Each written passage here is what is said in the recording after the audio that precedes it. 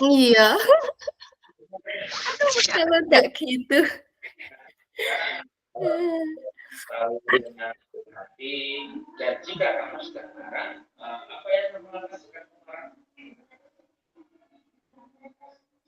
Ini sambil kegiatan apa, Bu? Saya, Bu, ngoreksi Mhm. punya teman-teman ini masih 3 yang ngirim CGP. Kedengeran ya, Bu? Sedikit. Ya, pakai laptop. Aku anunya kan pakai HP. Dicicil, Bu. Bendang Nggih. aksi nyata 180 jam. Kapan itu bisa hijaunya? Selamat malam, Bu Irma. Selamat malam, Bu Lulu. Ada 2 Bu Irma di sini. Iya. Ada Bu Irma Rahayu. Ada Bu Irma Rahayu, ada Bu Salam Irma kenal Nur. Bu Irma Rahayu. Sepertinya ketemu saudara ini. Iya. Bu Ika, Iya. CGP-nya sudah mengerjakan aksi nyata berapa orang? Belum sama sekali, Bu. Ini aja tadi yang tak obrak-obrak koleksi antar materi. Kok ya sama ya? Terus saya itu mikir gini, kita kan deadline pengumpulannya semuanya tanggal 29 28, Bu. 28 Agustus. Nah, terus Nggih. di apa? CGP itu juga tanggal 28 Agustus. Iya. Iya. Ya berarti 180 menit itu kita maraton 1 hari. Iya, benar. Bu Irma tanya, Bu Irma dulu PP angkatan berapa? Saya angkatan 8. Oh, tak pikir angkatan 7 dulu ada namanya Bu Irma juga, kok wajah gak asing ya? Wajahnya pasaran, Bu. Nah, namanya sama berarti. Nah, ini di sini aja 2 loh sama Bu Irma Rahayu. Iya, dulu temanku yang PP angkatan 7 itu awalnya jadi dosen, akhirnya dia mundurkan diri terus jadi guru SMA gitu. Namanya Bu Irma juga gitu. Waduh, Iya. kenapa sudah jadi dosen kok jadi guru SMA? Gak tahu saya pikir. Loh lah eman sih Bu, saya pikir gitu. Lah Ya iya eman, Bu. Beban di keluarga mungkin Bu waktunya. Iya, memang kalau tugasnya dosen itu banyak sekali untuk penelitian-penelitian. Saya juga membayangkan saja enggak nutut dah jadi guru aja. Iya, capek. Mr. Yudit sudah hadir. Mr. Yudit, selamat malam. Selamat malam, Bu Lulu. Terima kasih, Pak, atas kehadirannya. Sami-sami, Bu Lulu.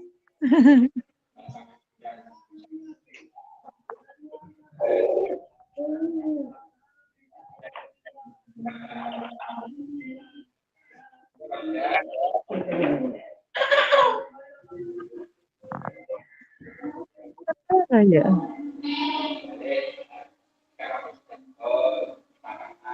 Terus apa yang kamu lakukan agar kamu tidak apa?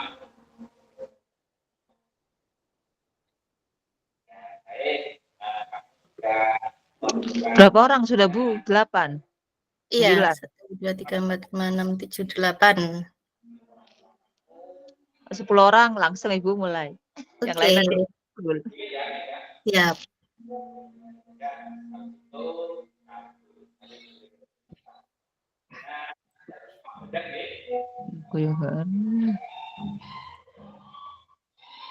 Oh, sik. Kaya iki halang. Yuk. Sik. Gambar apel.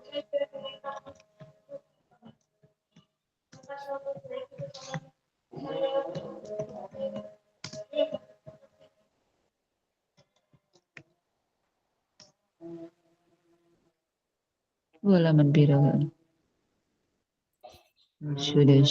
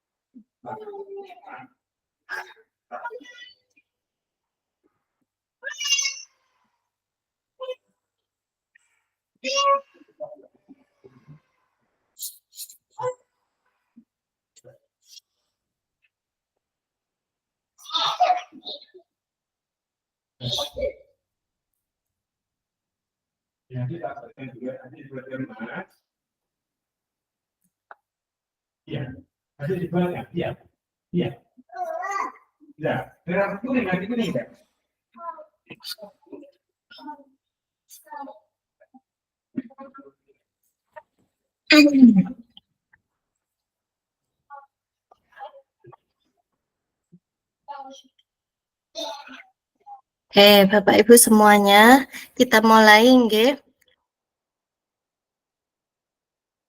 Sekali lagi terima kasih telah hadir dalam kegiatan diseminasi pemahaman dan penerapan budaya positif di sekolah. Bersama saya nanti selama kurang lebih 1 jam 30 menit, Bapak Ibu. Tidak perlu berkenalan, sudah tahu kita sering bertemu, sudah sering berkomunikasi. Sebelumnya sekali lagi saya ucapkan terima kasih kepada Bapak Ibu semuanya yang telah hadir di sini dalam diseminasi pemahaman dan penerapan budaya positif di sekolah. Semoga kehadiran kita dalam sesi ini dicatat sebagai amal ibadah buat kita semuanya. Bapak Ibu,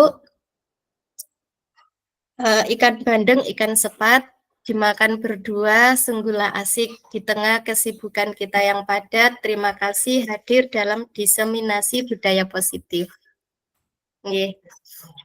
Bapak Ibu semuanya, sebelumnya saya akan share terlebih dahulu dan saya akan menyapa rekan saya juga. Selamat malam Pak Zainuddin. Terima kasih atas kehadirannya. Bapak Ibu, sebelum kita mulai, untuk menghangatkan pertemuan kita malam ini, izinkan saya mau share ice breaking ya, untuk menghangatkan kegiatan kita dan biar semakin akrab gitu, Bapak Ibu.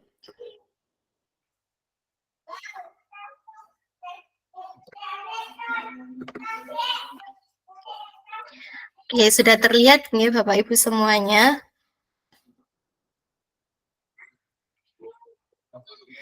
Bapak Ibu boleh menyalakan kamera kecuali jika di lingkungan Bapak Ibu kondisinya tidak memungkinkan, bising atau sebagainya.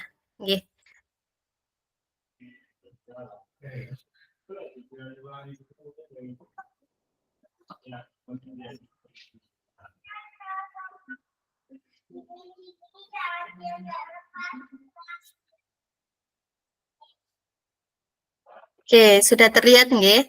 Jadi pada kegiatan ini setiap peserta menebak jumlah atau warna objek benar dan langsung menuliskan dalam chat box. Nah, bisa dipahami nggih Bapak Ibu? Bisa. Terima kasih. Nah, langsung saja ini. Silakan Bapak Ibu bersiap-siap semuanya. Nah, kira-kira dari gambar ini itu akan tampil apa Bapak Ibu? Atau apa ya ini ya isinya? Temanya tentang makanan dan minuman Bapak Ibu.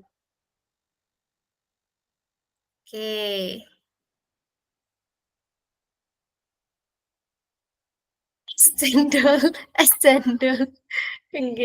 Apakah benar? Yang lainnya boleh menuliskan juga. Nah, ini masih 2 Bapak Ibu yang menuliskan. Es cendol dawet, es degan. Mr. Yudit lengkap ya. Jenang. Jenang apa ini, Pak? Es buta hijau. Coba kita lihat Bapak Ibu. Es teler. Apakah ini? Apa ini Bapak Ibu? Es cincau. Es cincau ya. Betul, es cincau. Lagi ya. Yang ini kira-kira apakah? Sedikit terlihat ya Bapak Ibu ya. Dawet. Wah. Dawet. Cendol dawet. Seperti lagu saja. Es cendol dawet. Nah, es teh. Pak Zainuddin es teh. Ya, ini ya kelihatannya Bapak Ibu sudah apa ini? Es cendol. Tadi sudah disepil banyak. Tetap jenang. Pendiriannya tetap. Oke, kita lanjutkan lagi. Nah, yang ini apa ini? Temanya masih sama tentang makanan dan minuman. Ya, apa ini? Sampai sini saja cluenya.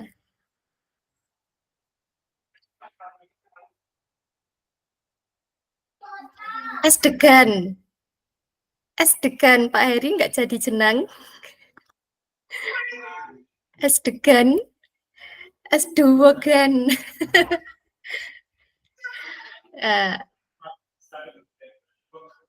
Oke, kita buka. Tara es yang coconut. Es kelapa muda. Ya, jadi Mr. Yudit ini adalah guru bahasa Inggris. Nah, Bapak Ibu, ya ternyata benar. Itu adalah es degan atau es kelapa muda. Masih ada lagi, satu lagi ya Bapak Ibu semuanya. Ini kira-kira apa ya Bapak Ibu?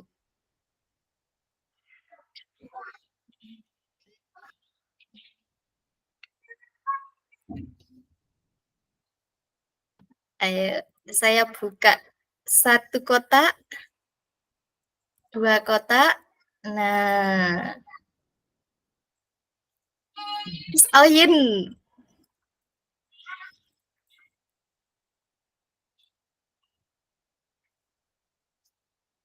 Nyerah. Jangan Pak, jangan menyerah Pak. Es mixu. Nih, tadi benar semua. Apa ini?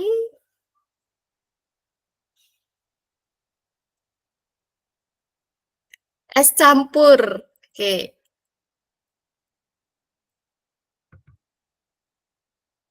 Oke, ya. Es Manado. Ya, ini apa Bapak Ibu? Semuanya es teler. Oke, terima kasih Bapak Ibu semuanya.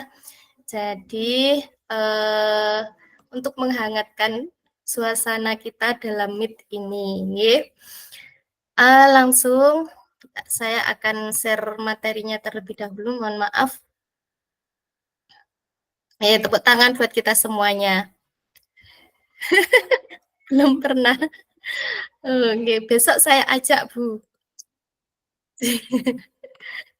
Ya, ditunggu. Di mana ya ada es teler? Itu sebenarnya Ya, itu. kode kayaknya. Ya itu. Kayaknya kode ya. Di mana ya? Ada es teler ya. Kok gelap ya? Di mana ya? Oke, jadi ini tema kita dalam diseminasi malam ini Bapak Ibu semuanya, yaitu tentang budaya positif di sekolah. Sudah terlihat dengan jelas ke Bapak Ibu untuk presentasi saya? Sudah, Bu. Oke. Nah, Bapak Ibu berbicara tentang budaya positif. Mohon maaf, ngeblur atau jelas, Bu? Soalnya di saya agak ngeblur. Tadi ngeblur, sekarang sudah jelas. Oh, nggih. Dari berbicara tentang budaya positif di sekolah, Bapak Ibu semuanya. Jadi tanggung jawab guru itu kan bagaimana menciptakan suatu lingkungan positif pada warga sekolah untuk saling mendukung, saling belajar, saling bekerja sama sehingga tercipta kebiasaan-kebiasaan baik. Dari kebiasaan-kebiasaan baik akan tumbuh menjadi karakter-karakter baik. Dan pada akhirnya karakter-karakter dari kebiasaan-kebiasaan baik akan membentuk sebuah budaya positif. Nah, Bapak Ibu semuanya, kehadiran saya di sini tidak bermaksud untuk menggurui Bapak Ibu atau menjadi instruktur utama, tapi sesi ini adalah sesi berbagi atau sharing pemahaman gitu nih Bapak Ibu. Barangkali ada yang kurang dari saya, nanti silakan Bapak Ibu lengkapi, atau ada yang miss dari sini, nanti kita sepakati bersama sebaiknya mana yang tepat gitu nih Bapak Ibu semuanya. Saya lanjutkan. Tujuan budaya positif, penerapan budaya positif ini agar dengan budaya positif di sekolah, kita bisa membentuk karakter murid dan guru untuk mewujudkan visi dan misi sekolah. Nah, sebagaimana murid dan guru itu adalah objek utama atau pelaku utama dalam pendidikan di sekolahan. Nah, memproses disiplin positif dalam budaya sekolah akan memberikan perubahan untuk menggerakkan seluruh komponen di sekolah.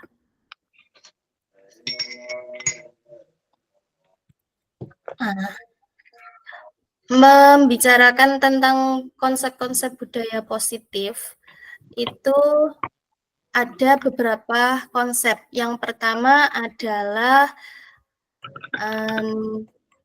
disiplin positif itu sendiri, kemudian nilai-nilai kebajikan, kebutuhan dasar manusia, motivasi perilaku manusia, keyakinan kelas, dan 5 posisi kontrol. Yang terakhir adalah segitiga restitusi. Nah, baik, kita akan buka satu persatu. Sebelum ke sana, kita lakukan pengamatan dan refleksi terlebih dahulu, Bapak Ibu. Bayangkan sekolah impian kita bersama. Bagaimana sih suasana sekolah yang kita inginkan? Bagaimana sikap gurunya? Bagaimana tutur kata gurunya? Bagaimana guru bersikap kepada murid-murid dan juga guru yang lain? Bagaimana sikap murid-muridnya dan bagaimana mereka saling berinteraksi terhadap kita sebagai pemimpin sekolah, gitu nggih Bapak Ibu semuanya. Nah, refleksi ini atau impian-impian ini mari kita renungkan Bapak Ibu. Kemudian kita refleksikan. Untuk mewujudkan impian tersebut, bagaimana Bapak Ibu akan menciptakan sebuah lingkungan yang positif di sekolah. Kan begitu nggih. Nah, apa strateginya? Ketika sudah ada impian, tentunya bagaimana dan strateginya apa. Selanjutnya, bagaimana kita akan menerapkan disiplin positif dan apa yang perlu kita lakukan terlebih dahulu, gitu. Disiplin positif menurut makna kata disiplin ini dimaknai menjadi sesuatu yang dilakukan seseorang pada orang lain untuk mendapatkan kepatuhan. Kita cenderung menghubungkan kata disiplin ini dengan ketidaknyamanan gitu. Nah, untuk menciptakan murid yang merdeka, syarat utamanya adalah harus ada disiplin yang kuat. Disiplin yang dimaksud adalah disiplin diri, Bapak Ibu, yang memiliki motivasi internal. Nah, jika kita tidak memiliki motivasi internal, maka kita memerlukan pihak lain untuk mendisiplinkan kita atau motivasi eksternal karena pengaruhnya dari luar begitu. Nah, nilai-nilai kebajikan. Yang kedua adalah nilai-nilai kebajikan. Berbicara tentang nilai-nilai kebajikan ini adalah sifat positif manusia yang merupakan tujuan mulia yang ingin dicapai setiap individu. Dengan mengaitkan nilai-nilai kebajikan yang diyakini seseorang, maka motivasi intrinsiknya akan terbangun. Sehingga menggerakkan motivasi dari dalam untuk dapat mencapai tujuan mulia. Oke, sebentar. Teksnya ketutup nih. Bentar, Ibu. Maaf.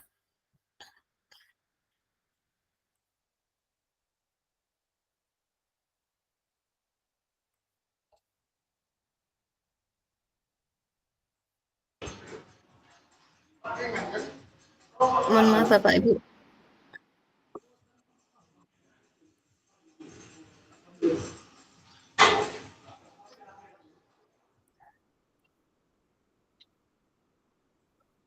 Ini sebentar nggih. Masih ada kendala sebentar.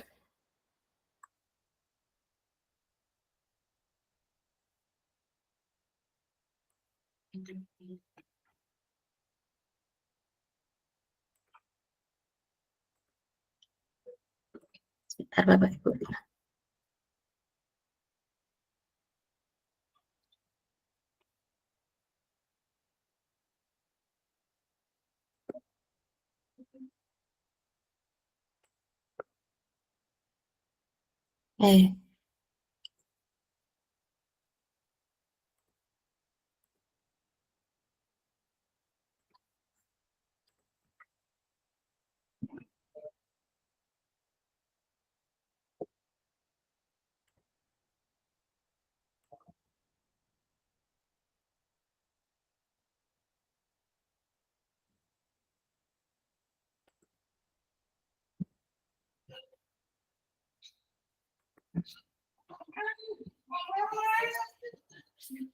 Mohon maaf Bapak Ibu, masih ada gangguan sebentar.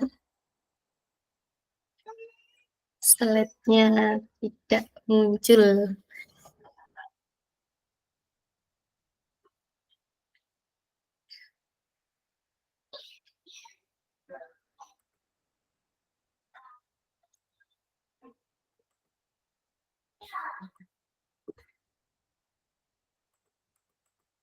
Oke. Sudah terlihat di slide panjenengan, di layar panjenengan? Sudah, Bu. Sudah, terima kasih Bu Ika. Mohon maaf sebelumnya. Saya buat tampilan begini saja. Nah, ini saya ulangi lagi Bapak Ibu semuanya. Yang kedua berbicara tentang budaya positif yang kedua yaitu nilai-nilai kebajikan. Nilai-nilai kebajikan itu dikatakan sifat-sifat positif manusia yang merupakan tujuan mulia yang ingin dicapai setiap individu. Nah, dengan mengaitkan nilai-nilai kebajikan yang diyakini seseorang, maka motivasi intrinsiknya akan terbangun, gitu ceritanya. Nah, sehingga menggerakkan motivasi dari dalam untuk dapat mencapai tujuan mulia yang diinginkan. Nah, nilai-nilai kebajikan yang ingin dicapai oleh anak didik Indonesia adalah profil pelajar Pancasila, di mana diantaranya itu ada nilai beriman, bertakwa kepada Tuhan Yang Maha Esa, dan berakhlak mulia. Kemudian mandiri, bernalar kritis, berkebinekaan global, bergotong royong, dan kreatif. Nah, selanjutnya yang ketiga yaitu 5 kebutuhan dasar manusia. Ada beberapa kebutuhan dasar manusia seperti yang tersebut. Yang pertama adalah kebutuhan untuk bertahan hidup. Yang kedua adalah cinta dan kasih sayang, kebutuhan untuk diterima gitu. Kemudian yang ketiga adalah penguasaan, ini kebutuhan pengakuan atas kemampuan. Nah, kebebasan atau kebutuhan akan pilihan. Dan yang ketiga yaitu kesenangan atau kebutuhan untuk bahagia. Nah, mari Bapak Ibu kita merefleksikan sebentar. Perilaku siswa, jika ada perilaku siswa memukul teman yang menghinanya, dalam teori ini itu dikatakan sebagai kebutuhan yang mungkin berusaha kebutuhan yang mungkin berusaha dipenuhi yaitu kekuasaan atau power begitu. Nah, ketika ada siswa yang melakukan atau memukul teman yang menghinanya, kita dapat memberikan pertanyaan seperti ini, apakah ada cara untuk memenuhi kebutuhan kekuasaan tanpa melakukan kekerasan gitu. Mungkin seperti itu. Nah, yang berikutnya adalah perilaku siswa. Perilaku siswa menyebarkan gosip tentang teman sekelasnya misalnya. Apa kebutuhan yang mungkin berusaha untuk dipenuhi dia? Yaitu cinta dan kasih. Kalau saya menjelek-jelekan orang lain, mungkin ada orang yang akan suka sama saya. Nah, maksudnya dia mungkin seperti itu. Nah, pertanyaan pada siswa yang bisa kita ajukan adalah, apakah ada cara untuk memenuhi kebutuhan cinta dan kasih tanpa merusak reputasi orang lain gitu. Nah, selanjutnya Bapak Ibu semuanya, perilaku siswa ketika menjatuhkan teman saat teman sedang berjalan di lorong sekolah. Ini adalah perilaku-perilaku yang sering kita jumpai ya di lingkungan sekolahan kita. Nah, kebutuhan apa sih yang ingin mereka berusaha untuk penuhi? Yaitu senang atau kesenangan itu. Maksudnya hanya ingin bercanda mungkin. Nah, pertanyaan kepada siswa ini yang bisa kita ajukan adalah, apakah ada cara untuk memenuhi kebutuhan senang tanpa menyakiti orang lain? Nah, itu. Nah, yang berikutnya Bapak Ibu, ketika kita melihat perilaku siswa mengganggu teman yang lain di kelas. Nah, ini juga sering ini saya temui di kelas-kelas. Nah, kebutuhan yang mungkin berusaha dipenuhi itu adalah kebebasan. Bebaskan saya gitu mungkin. Nah, pertanyaan pada siswa yang bisa kita ajukan adalah, apakah ada cara untuk memenuhi kebutuhan kebebasan tanpa mengganggu pembelajaran semua orang gitu. Nah, ini mungkin sebelumnya kita sudah melakukan kesepakatan belajar atau keyakinan kelas gitu. Tapi yang namanya anak-anak kadang itu ya patuh, kadang juga itu mungkin lalai atau lupa itu. Meskipun sudah dipajang di dinding kelas tentang keyakinan kelas itu tidak menuntut kemungkinan bahwasanya itu sudah pasti berjalan sedemikian. Ada saja mungkin itu nanti hal-hal yang dilakukan oleh anak yang sudah menjadi keyakinan kelas tersebut tuh Bapak Ibu. Nah, kita harus kembali kepada kesadaran diri kita di budaya positif gitu, untuk menerapkan budaya positif. Nah, budaya positif yang keempat, Bapak Ibu, adalah motivasi perilaku manusia. Diane Gosen, ini dalam bukunya Restructuring School Discipline, menyatakan ada 3 motivasi perilaku manusia. Yang pertama yaitu untuk menghindari ketidaknyamanan atau hukuman. Ya, mereka melakukan sesuatu karena untuk menghindari hukuman gitu. Nah, yang kedua, melakukan sesuatu itu untuk mendapatkan imbalan atau penghargaan dari orang lain. Nah, yang ketiga itu melakukan sesuatu untuk menjadi orang yang mereka inginkan dan menghargai diri sendiri dengan nilai-nilai yang mereka percaya gitu. Oke, Bapak Ibu, sejauh ini Bapak Ibu ketika hadir di sekolahan itu karena apa? Di antara 1, 2, dan 3 itu. Oke. Untuk menghindari hukuman dari Bapak Kepala Sekolah atau dinas gitu, atau untuk mendapatkan imbalan pengakuan dari Bapak Kepala Sekolah, atau yang ketiga. Nah, yang 3 yaitu untuk menjadi orang yang mereka inginkan dan menghargai diri sendiri dengan nilai-nilai kepercayaan itu.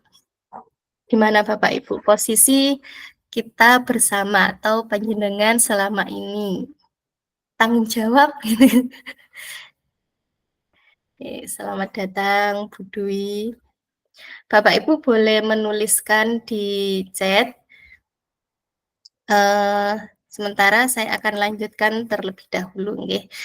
Keyakinan kelas yang kelima yaitu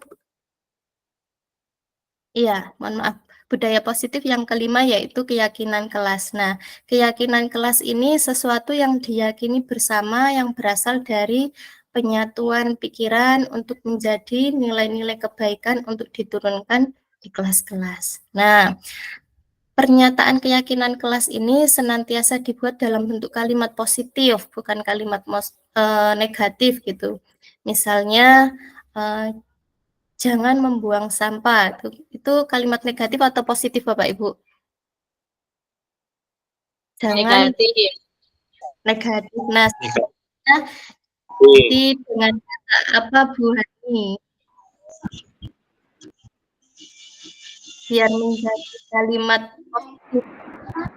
Jangan membuang sampah. Buanglah sampah pada tempat sampah. Baik, itu nih. Dan seterusnya Bapak Ibu. Nah, keyakinan kelas ini sebaiknya sesuatu yang dapat diterapkan di lingkungan tersebut. Nggih, bukan di lingkungan yang lain. Yang ketiga yaitu semua warga kelas hendaknya ikut berkontribusi dalam pembuatan keyakinan kelas lewat kegiatan curah pendapat. Nggih. Jadi keyakinan kelas ini hasil kesepakatan bersama gitu, bukan sesuatu yang diputuskan oleh guru sendiri. Oke, misalnya nanti ketika dalam pembelajarannya dulu misalnya, itu dilarang makan di dalam kelas, dilarang membawa makanan ke dalam kelas, dilarang untuk mengganggu teman, gitu misalnya. Ya mungkin ini itu adalah sesuatu yang memang harus kita sepakati bersama, tapi bukan menjadi keputusan guru tersebut sendiri, gitu. Tapi guru bagaimana mengajak pada anak-anak untuk membuat suatu keyakinan bahwasanya membawa makanan dalam pembelajaran itu bagaimana, dan membawa minuman dalam pembelajaran itu bagaimana, apakah lebih banyak dampak positifnya atau negatifnya gitu. Nah, dan seterusnya Bapak Ibu. Nah, contoh ini keyakinan kelas yang mungkin bisa di ATM adalah ini. Keyakinan kelas emas, ya. Taat beribadah kepada Tuhan Yang Maha Esa, menghormati guru dan orang tua, menghargai teman, menjadi murid yang disiplin dan tanggung jawab, kemudian menjaga kebersihan lingkungan kelas dan sekolah, menjadi murid menyenangkan, ceria, dan bahagia. Nah, ini merupakan kalau kita cermati kan isinya tentang kata-kata positif semuanya, gitu, tidak mengandung kata negatif gitu. Nah, contoh lagi nih, kesepakatan kelas, datang tepat waktu, mengucapkan salam, atau mungkin ditambahkan salim kepada guru, menjaga kebersihan lingkungan sekolah atau kelas, berdoa sebelum dan sesudah kegiatan gitu, aktif dalam pembelajaran dan sebagainya, Bapak Ibu. Nah, selanjutnya adalah budaya positif yang keenam, yaitu 5 posisi kontrol. Dalam konsep pendidikan guru penggerak itu, konsep budaya positif dalam pendidikan guru penggerak 5 posisi kontrol diantaranya adalah penghukum, pembuat rasa bersalah, teman, pemantau, dan manajer. Miskonsepsi tentang teori kontrol dari Dr. William Glasser, beliau menyampaikan bahwasanya ilusi guru mengontrol murid gitu. Nah, ilusi bahwa semua penguatan positif, efektif, dan bermanfaat untuk anak-anak. Dan kemudian dikatakan lagi, ilusi bahwa kritik dan membuat orang merasa bersalah dapat menguatkan karakter. Ilusi bahwa orang dewasa memiliki hak untuk memaksa. Nah, itu Bapak Ibu. Nah, mari kita buka satu persatu tentang 5 teori kontrol tersebut. Yang pertama adalah penghukum. Nah, ciri-ciri penghukum, ciri-cirinya seseorang penghukum ini bisa menggunakan hukuman fisik maupun verbal. Nah, orang-orang yang menjalankan posisi penghukum itu senantiasa mengatakan bahwa sekolah itu memerlukan sistem atau alat yang dapat lebih menekan murid-murid lebih dalam lagi gitu. Nah, guru-guru yang menerapkan posisi penghukum itu akan berkata begini, patuhi aturan saya atau awas. Nah, biasanya gitu. Nah, mimik atau pembawaan yang mungkin dilakukan pada saat itu adalah dengan wajah yang terlihat marah atau menggertak gitu. Nah, yang kedua, kata-kata yang bisa ditengari bahwasanya itu sebagai hukum adalah kamu selalu saja salah. Nah, gitu. Nah, yang ketiga, mohon maaf, selalu pasti selalu yang terakhir selesai. Nah, guru seperti ini senantiasa percaya bahwa ada satu cara agar pembelajaran bisa berhasil, yaitu caranya dia saja, itu Bapak Ibu. Nah, hasil dari penghukum ini, kemungkinan murid itu marah dan mendendam atau bersifat agresif. Bisa jadi sesudah kembali duduk, ini murid tersebut akan mencoret-coret bukunya atau melakukan hal yang sudah dilarang tadi gitu. Karena tidak ada kesadaran diri, tidak ada motivasi diri untuk berubah gitu. Nah, murid melihat motor atau mobil Bapak Ibu guru dan akan menggores kendaraan tersebut dengan paku misalnya. Atau melakukan hal-hal yang mungkin dilarang Bapak Ibu guru. Gitu. Nah, pembuat rasa bersalah. Ciri-cirinya bagaimana? Pembuat rasa bersalah ini pada posisi ini biasanya guru akan bersuara lebih lembut. Namun, bersuara lebih lembut ini akan kontradiksi dengan maksudnya. Gitu. Pembuat rasa bersalah akan menggunakan keheningan yang membuat orang lain itu merasa tidak nyaman, bersalah atau rendah diri. Nah, kata-kata yang keluar dengan lembut itu kurang lebih seperti ini. Ibu sangat kecewa sekali dengan kamu. Atau berapa kali ibu atau bapak harus memberitahu kamu ya? Atau mungkin begini, gimana coba kalau orang tua kamu tahu kamu berbuat seperti ini? Gitu. Nah, ini adalah kata-kata yang bisa dilontarkan oleh guru untuk membuat rasa bersalah pada anak gitu. Nah, hasilnya gimana? Kalau kita pada posisi pembuat rasa bersalah, itu ini hasil penelitian ya Bapak Ibu, bukan teori saya sendiri gitu. Hasil penelitian mengatakan murid akan merasa bersalah telah mengecewakan ibu atau bapak gurunya.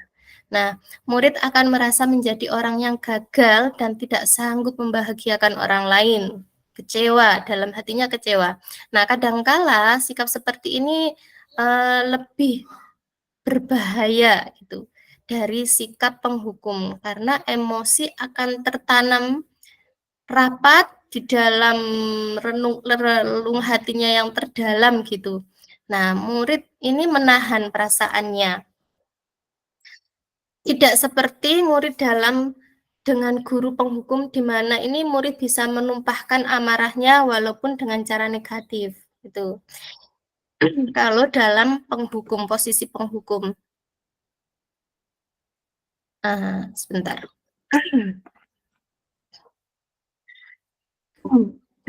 Nah, pada posisi pembuat rasa bersalah ini, murid tertekan seperti inilah yang tiba-tiba bisa meletus amarahnya dan bisa menyakiti diri sendiri atau orang lain. Nah, selanjutnya adalah posisi sebagai teman. Ciri-cirinya bagaimana Bapak Ibu ketika posisi sebagai teman ini. Ini posisi teman ini yang ketiga nih. Ciri-cirinya guru pada posisi ini itu tidak akan menyakiti murid. Nah, kalau yang pertama tadi sebagai penghukum jelas nih, murid akan sakit hati. Sebagai pembuat rasa bersalah juga gitu. Dalam hatinya memendam perasaan kecewa, amarah gitu. Atau perasaan-perasaan merasa bersalah gitu nih. Nah, pada posisi sebagai teman ini, guru tidak akan menyakiti murid mungkin, namun akan tetap berupaya mengontrol murid melalui kata-kata atau persuasi. Nah, posisi teman pada guru ini bisa negatif ataupun positif. Nah, lihat nih, positif ini jika di sini berupa hubungan baik yang terjalin antara guru dan murid. Guru ini di posisi teman menggunakan hubungan baik dan humor gitu untuk mempengaruhi seseorang. Nah, apa sih kata-kata yang bisa ditengarai sebagai posisi teman gitu? Misalnya seperti ini, ayo bantulah demi bapak ibu gitu, bapak atau ibu gitu. Atau yang kedua, ayo ingat tidak bantuan bapak selama ini ke kamu apa? Sekarang ganti ya, gitu misalnya. Nah, yang ketiga, ya sudah kali ini tidak apa-apa. Itu ketika anak melakukan kesalahan, ya sudah kali ini tidak apa-apa. Tapi nanti ibu bantu bereskan. Nanti ibu bantu bereskan gitu. Atau mungkin ya sudahlah, tidak apa-apa. Nah, contohnya seperti itu. Jadi pada posisi teman ini itu mengabaikan kesalahan yang sudah dilakukan murid itu sebagai sesuatu yang biasa. Seperti kita kalau ke teman, ya wes kocok dewe misalnya kayak gitu. Ya sudah, itu dilupakan gitu saja. Nah, hasilnya bagaimana Bapak Ibu?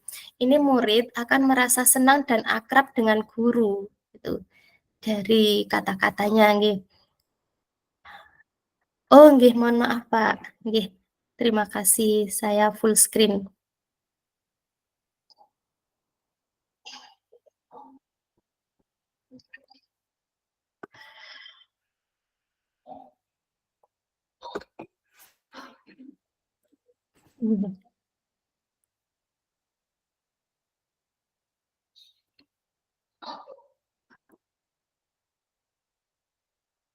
Full screen malah ngeblank.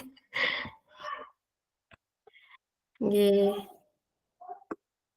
Nah, nih sudah terlihat nggih.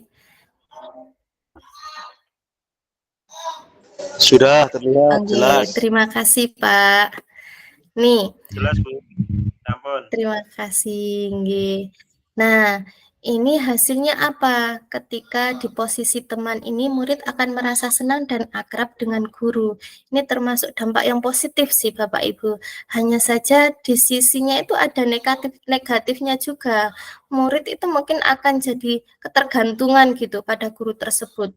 Nah, bila ada masalah, dia merasa bisa mengandalkan guru itu. Kemudian minta bantuan pada guru tersebut gitu. Padahal kan dalam kelas tidak selalu mungkin guru tersebut yang ada dan menemani dia gitu. Nah, mereka mungkin murid ini hanya akan berbuat sesuatu bila yang menyuruh itu adalah guru yang merasa teman atau bestie ya dalam bahasanya kita sehari-hari gitu, anak-anak bestie-nya gitu. Dan belum tentu berlaku juga nih untuk guru yang lain gitu. Nah,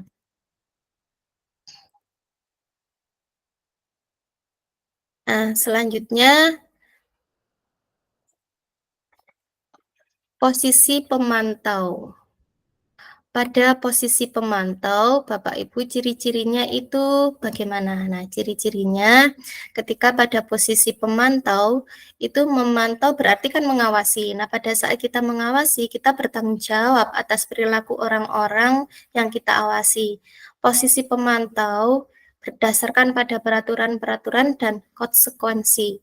Dengan menggunakan sanksi atau konsekuensi, ini kita dapat memisahkan hubungan pribadi kita dengan murid gitu. Nah, sebagai seseorang yang menjalankan posisi pemantau, pertanyaan yang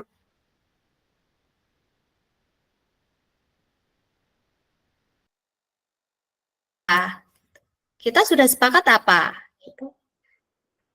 Nah, peraturan di kelas ini apa? Di awal sudah kita buat peraturan bersama apa? Nah, misalnya gitu.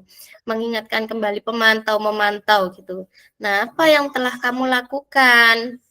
Sanksi atau konsekuensinya apa kalau sudah seperti ini? Misalnya kayak gitu. Nah, hasil dari pemantau ini, murid itu memahami konsekuensi yang harus dijalankan karena telah melanggar salah satu peraturan sekolah.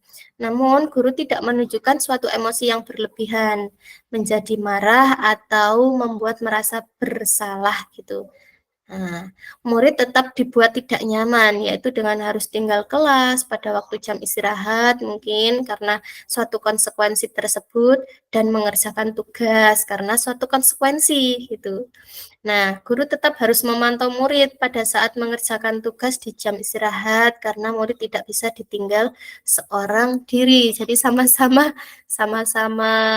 tidak istirahatnya gitu. Nah, guru menjalankan, siswa memantau gitu.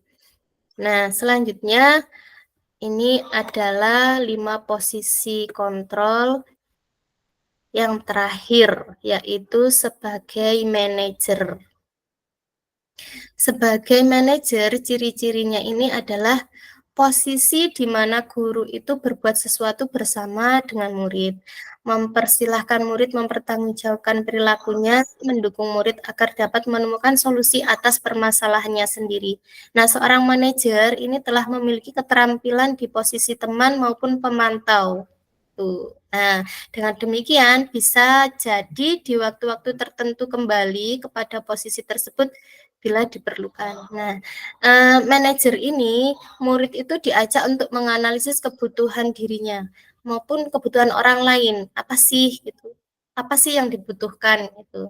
Nah, di sini penekanannya bukan pada kemampuan membuat konsekuensi, tapi berkolaborasi dengan murid bagaimana menyelesaikan masalah tersebut sesuai dengan keyakinan diri sendiri gitu. Nah, kata-kata seorang guru yang mungkin bisa terlontar sebagai posisi manajer yang pertama adalah apa yang kita yakini. Kembali ke keyakinan kelas ya gitu. Nah, apa kamu meyakininya? Jika kamu meyakininya, apakah kamu bersedia memperbaikinya? Kamu yakin? Misalnya kayak gitu. Jika kamu memperbaiki ini, hal ini menunjukkan apa tentang dirimu? Menurut kamu, kamu sudah melanggar kesepakatan belajar apa atau budaya positif apa? Nah, itu. Apa sekarang rencana kamu ke depannya? Yang bisa kamu lakukan apa? Nah, anak diajak untuk mengelaborasi sendiri, merefleksi dirinya sendiri gitu tentang apa yang sudah dilakukan gitu. Nah, mungkin nanti pada prosesnya itu akan kembali pada keyakinan kelas. Nah, hasilnya gimana? Menurut penelitian, jika posisi manajer ini, tugas seorang manajer ini bukan untuk mengatur perilaku seseorang, ya, tapi kita membimbing murid untuk dapat mengatur dirinya. Nah, seorang manajer bukannya memisahkan murid dari kelompoknya, tapi mengembalikan murid tersebut ke kelompoknya dengan lebih baik dan kuat. Nah, fokus ada pada murid, bukan untuk membahagiakan guru terhadap apa yang sudah perubahan-perubahan yang dilakukan murid itu bukan fokus untuk membahagiakan guru, tapi pada murid, kebutuhan murid sendiri gitu, atas kesadarannya sendiri. Nah, murid sudah mengetahui adanya suatu masalah dan sesuatu perlu terjadi. Nah, bila guru mengambil posisi pemantau, itu kan guru akan melihat apa konsekuensi atau peraturannya itu apa. Jika kamu gini, peraturan yang dilanggar apa dan konsekuensinya apa gitu. Nah, yang berikutnya, namun pada posisi manajer ini guru akan mengembalikan tanggung jawab pada murid sendiri gitu. Nah, berdasarkan keyakinan kelas gitu Bapak Ibu semuanya. Nah, dilanjutkan, ini merupakan 5 posisi kontrol. Yang pertama adalah sebagai penghukum, yang kedua adalah merasa bersalah, yang ketiga adalah teman, yang keempat adalah pemantau, dan yang terakhir adalah manajer. Bicara tentang budaya positif yang berikutnya, oke.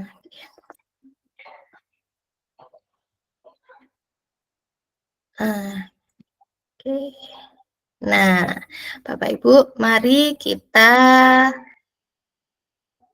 latihan. Tapi sebelum berlatihan, ini gini, bergerak antara peraturan, pemantau, konsekuensi, atau hadiah, dan nilai-nilai manajer memperbaikinya itu.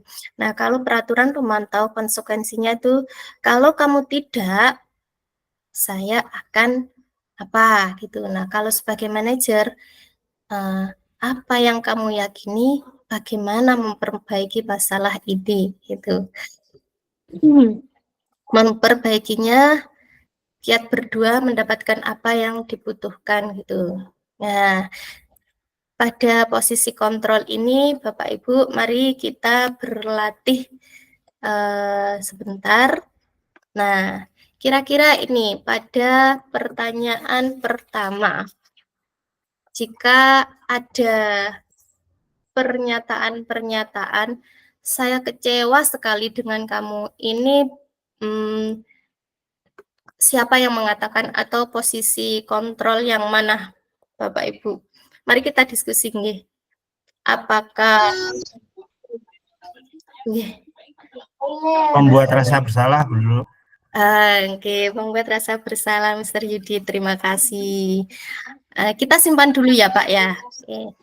Yang kedua, kamu tidak pernah benar melakukannya. Kamu tidak pernah benar melakukannya. Ini ada di posisi apa? Kamu nggak pernah benar ya? Menghukum Bu Lulu. Nah, penghukum. Terima kasih. Nah, yang ketiga adalah Bapak Ibu boleh tulis tangan atau langsung ya. Yang ketiga adalah ayolah. Membuat rasa bersalah. Woi, cepat banget. Terima kasih, Mister. Yang keempat, Pak. Yang keempat, Bapak Ibu, apakah kamu mau mendapatkan stiker? Nah, hukuman hadiah. Hadiah stiker. Apa berarti ini? Kan tindakannya memberi posisinya berarti kamu mau mendapatkan stiker bintang hari ini enggak? Nah. Apa ya? Pemantau, Bu. Apa ya? Ya, pemantau. Oke. Kita simpan dulu, Pak. Oke. Nah, yang kelima ini, yang kelima. Bagaimana kamu bisa menyelesaikan masalah ini? Bagaimana? Manajer. Manajer, jelas sekali nggih, Pak. Yang terakhir ini, kamu selalu yang paling terakhir. Selalu deh, kamu yang paling terakhir. Penghukum. Oke, penghukum. Oke. Nah, Ibu, kita coba lihat jawabannya. Apakah benar Bapak Ibu yang lain juga? Nah, saya kecewa sekali dengan kamu. Itu pembuat orang merasa bersalah. Ya, tepuk tangan Mr. Yugit nih. Bapak Ibu yang lain kemana ya? Yang kedua adalah, oke, terima kasih Pak Zainuddin. Kamu tidak pernah benar melakukannya. Oke, ternyata benar penghukum. Nah, yang ketiga tadi adalah, ayolah lakukan demi Ibu. Oke, teman. Oke, tadi apa, Pak? Tadi apa? Membuat rasa bersalah. Ternyata teman. Teman, gitu, teman. Yang berikutnya, apakah kamu mau mendapatkan stiker bintang hari ini? Pemantau, nih. Yang berikutnya, bagaimana kamu bisa menyelesaikan masalah ini? Menurut kamu bagaimana? Penyelesaiannya itu bagaimana? Oke, yang terbaik menurutmu apa sih penyelesaiannya? Gitu. Nah, ini sebagai manajer. Nah, yang terakhir, kamu selalu paling yang terakhir. Kamu lagi yang terakhir. Itu kan, kamu lagi. Nah, ini sebagai penghukum. Ya. Baik, tadi yang poin ketiga. Poin ketiga, tadi Mr. Yudit menjawab sebagai penghukum ya, Mr. Bapak Ibu, mungkin Bapak Ibu punya jawaban yang lain. Oh, pembuat rasa bersalah nih. Ini kita Itu dengarnya kayak sebagai yang teman. kasus itu loh Bu Lulu, yang kemarin loh Bu Lulu. Yang Iya. kasusnya antara Natali sama Vivi itu kemarin Bu. Ceritanya Natali sama Vivi gimana Kasus Pak? pertama. Ini di sini sepertinya tidak semuanya itu di guru penggerak, Pak. Jadi tidak tahu ceritanya. Boleh diceritakan, Pak? Ya, kemarin kan ada di Rukol itu. Rukol itu Nggih. studi kasus, tentang studi kasus. Salah satu kasusnya itu Bu Santi yang ternyata ada 2 anak itu meremehkan Bu Eni dan nggak Nggih. mau ikut peraturan keyakinan kelas. Nah, salah satunya Bu Eni kerjakan tugasnya. Kalau nggak gitu nanti kita Bu Eni bisa dimarahin apa? Kepala sekolah. Presentasi saya kemarin tentang itu Bu, tentang pembuat rasa bersalah.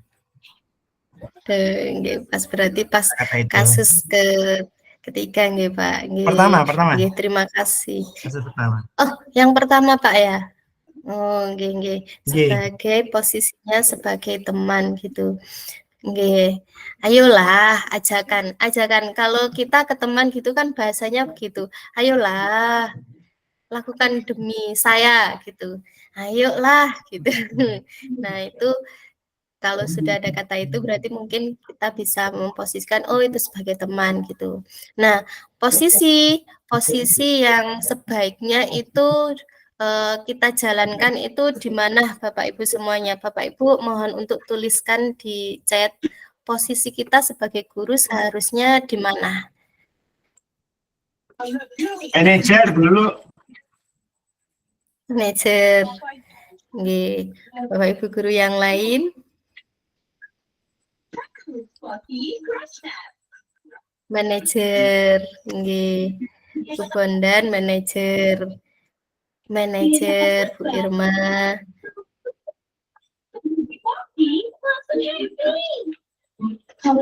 Oke, mewakili nggih manajer sebagai manajer betul. Nah, kita sebaiknya memposisikan diri ketika anak melanggar suatu aturan itu sebagai manajer gitu. Nah, itu kan seharusnya gitu Pak Ibu. Nah, Bapak Ibu selama ini itu ada di posisi mana? Nah, kita jujur-jujuran saja gitu. Ada di penghukum, Teman, dulu membuat teman. anak merasa bersalah, teman. Ini Mr. Yudit ini teman, kelihatan sekali itu friendly-nya Mr. Yudit. Oke, pemantau atau apa tadi pembuat orang merasa bersalah, penghukum menjadi teman, menjadi teman. Bapak Ibu yang lain. Pemantau, teman. Oke.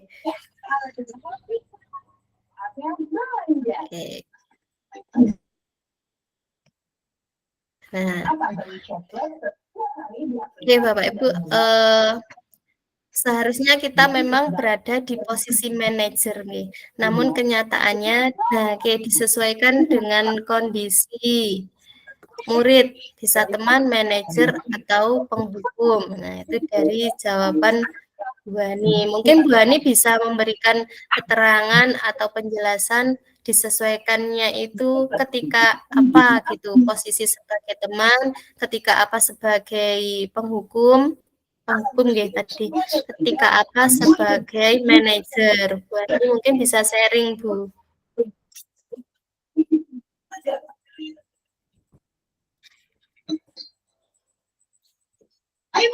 Hani, boleh open mic.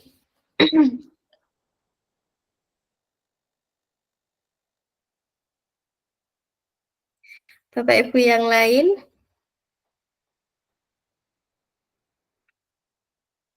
Sepertinya Bu Hani ini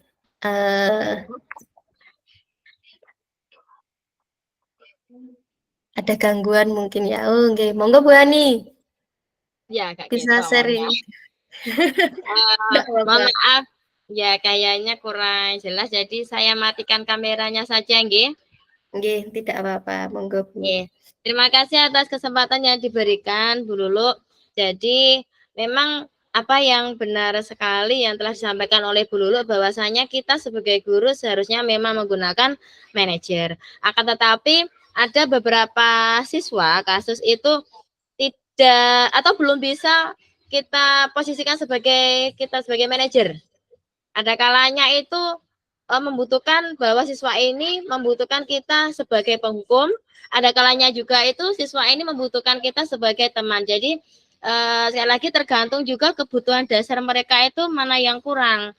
Karena kita sesuaikan juga sehingga kita bisa menempatkan diri kita itu di posisi mana. Mungkin seperti itu Bu. Jika ada tambahan atau kekeliruan mohon dicerahkan nggih Bu Lulu nggih. Terima kasih. Bu Ani butuh pencerahan nih.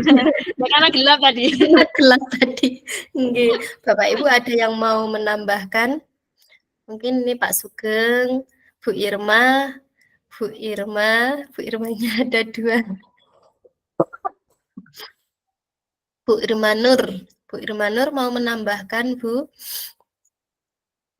Kalau selama ini, sejauh ini, Bu Irma atau rekan-rekan yang lain itu berperannya itu sebagai apa gitu?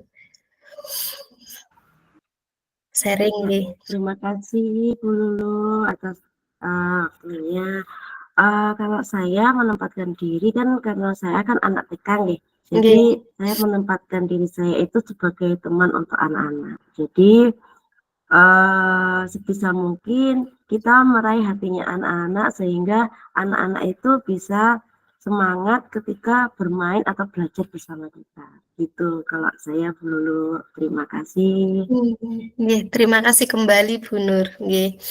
Bu Irma. Nggih. Nggih. Tadi Bu Hani katanya butuh pencerahan. Menurut nah sebaiknya memang kita itu di posisi manajer gitu ya. Tapi kita ini kan sedang belajar nih. Kita sedang belajar di posisi itu gitu. Dan kita itu mungkin produk dari penghukum mungkin gitu. Kalau nggak dihukum gitu, nggak melakukan suatu kebaikan gitu mungkin. Nah, kita mungkin banyak yang produk dari itu, terutamanya saya ya gitu. Tapi sekarang kan kita harus berubah sesuai dengan zamannya, sesuai dengan kebutuhan. Kembali lagi seperti yang disampaikan oleh Bu Hani ini tadi, sesuai dengan kebutuhan. Kebutuhannya anak itu apa? Tergantung pada saat itu. Maunya itu sebagai penghukum, atau sebagai pemantau, atau sebagai teman, atau sebagai manajer. Nah, yang dia butuhkan itu apa?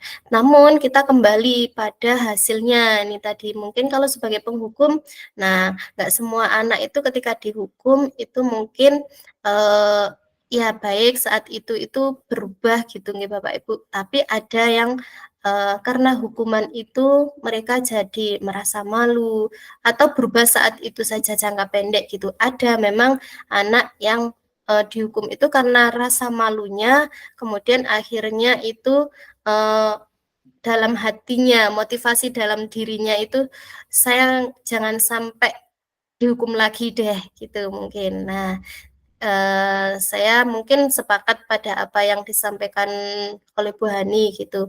Nah, bahwasanya kita kembalikan pada kebutuhan si anak gitu.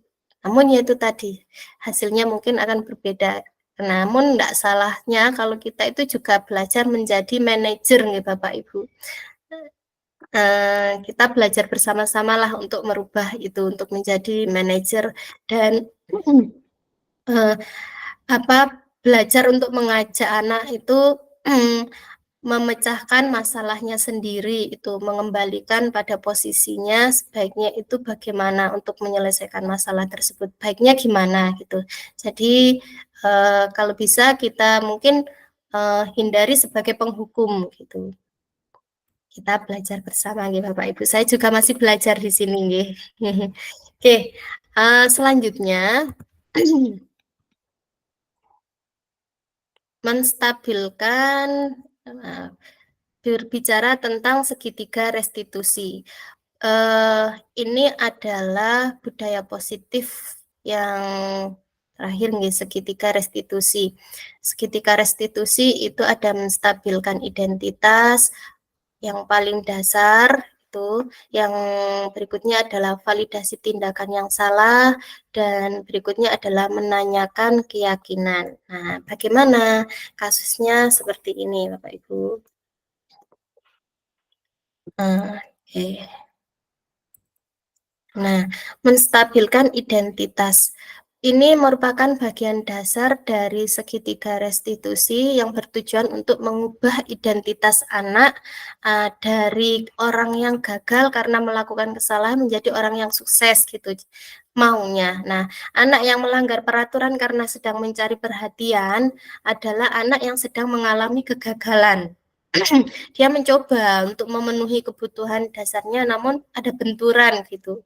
Nah, kalau kita mengkritik dia, maka akan tetap membuatnya dalam posisi gagal.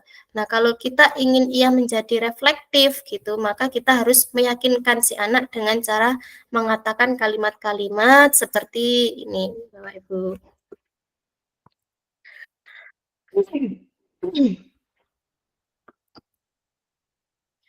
Nah, sebentar. Nah, kebablasan. Nah, ini. Apa kata-kata yang bisa kita sampaikan pada posisi menstabilkan identitas ini, dalam restitusi menstabilkan identitas ini. Nah, ini gini, anakku berbuat salah itu hal yang manusiawi, atau tidak ada manusia yang sempurna, Nak. Nah, Bapak Ibu juga pernah berbuat salah, atau mungkin kita pasti bisa menyelesaikan permasalahan ini. Nah, Bapak Ibu tidak tertarik untuk mencari tahu siapa yang benar, siapa yang salah. Nah, Bapak atau Ibu lebih tertarik untuk menyelesaikan masalahnya. Nah, ini terlihat nih untuk menstabilkan identitas atau menstabilkan suasananya saat itu nih. Kalau kamu menyalahkan dirimu sendiri terus-menerus, apakah kamu bersikap baik pada dirimu sendiri? Nah, ini kata-kata yang mungkin bisa disampaikan oleh Bapak atau Ibu guru ketika menstabilkan identitas. Nah, yang berikutnya, restitusi yang berikutnya adalah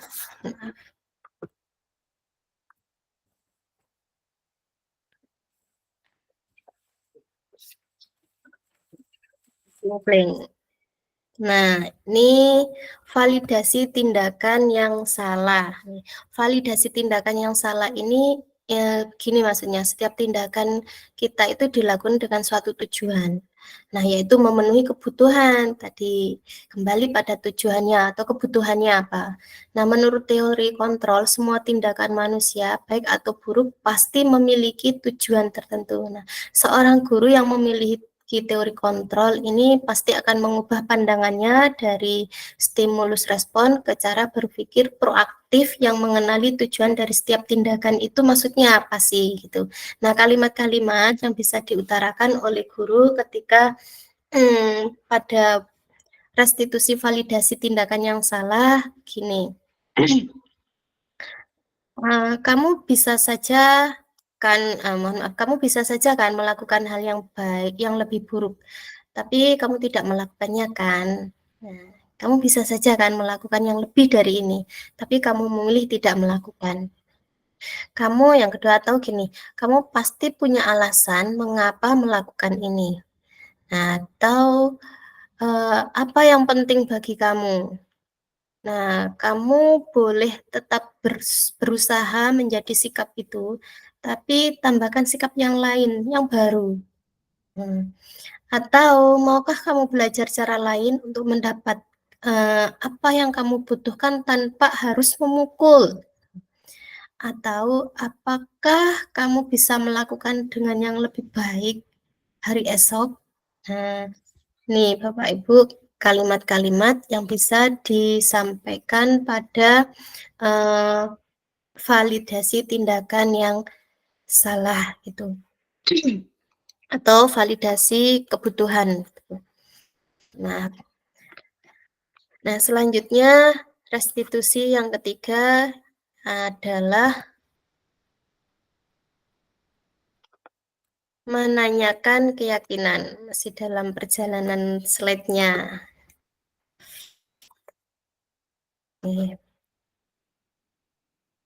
Menanyakan keyakinan ini pada teori kontrol menyatakan bahwa kita pada dasarnya termotivasi secara internal. Ketika identitas sukses telah tercapai atau langkah satunya itu, dan tingkah laku yang salah telah divalidasi, langkah yang kedua, maka anak akan siap untuk dihubungkan dengan nilai-nilai yang dia percaya dan berpindah menjadi orang yang dia inginkan. Pernyataan-pernyataan yang bisa sampaikan oleh guru terkait dengan posisi menanyakan keyakinan itu seperti ini, yang bisa kita referensi atau ATM nih.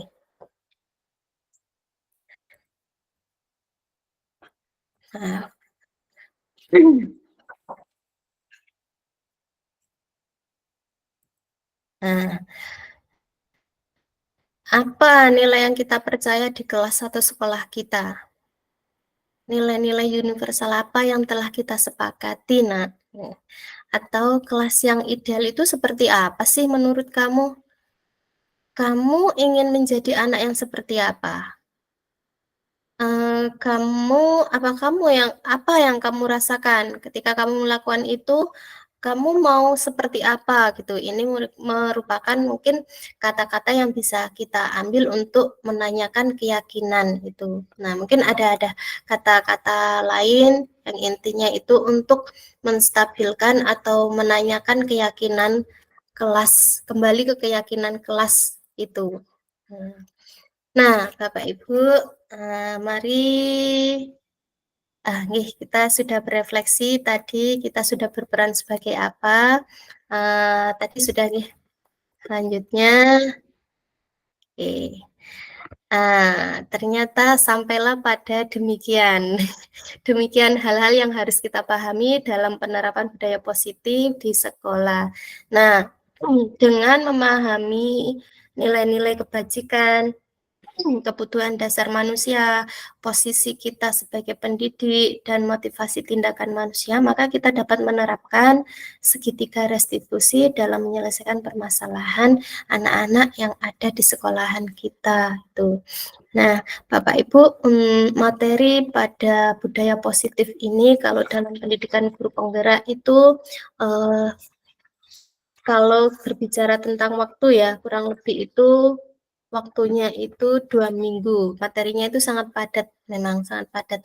Namun saya diberikan kesempatan 60 sampai 120 menit gitu. Mohon maaf jika apa yang saya sampaikan ini mungkin ada yang kurang jelas dipahami, mungkin kita bisa diskusikan pada sesi diskusi ini Bapak Ibu. Baik Bapak Ibu, apakah ada yang perlu kita diskusikan? Ada yang mungkin jadi miskonsepsi atau bagaimana gitu? Oke, Mister Yudit, monggo. Assalamualaikum warahmatullahi wabarakatuh. Waalaikumsalam warahmatullahi wabarakatuh. Selamat malam Terima Bapak kasih, Ibu Mister. semua. Perkenalkan, nama saya Yudi Septrianto dari SMK Negeri 1 Pelosok Klaten. Saya izin bertanya Ibu Lulu. Semoga saya bisa. Apakah semua apabila ini kan ada diseminasi Ibu, misalnya ada diseminasi budaya positif, itu kan yang jadi masalah tidak mencakup semua guru, hanya sebagian saja. Kalau sebagian saja, itu yang jadi masalah juga, nanti kita yang dilihat aneh.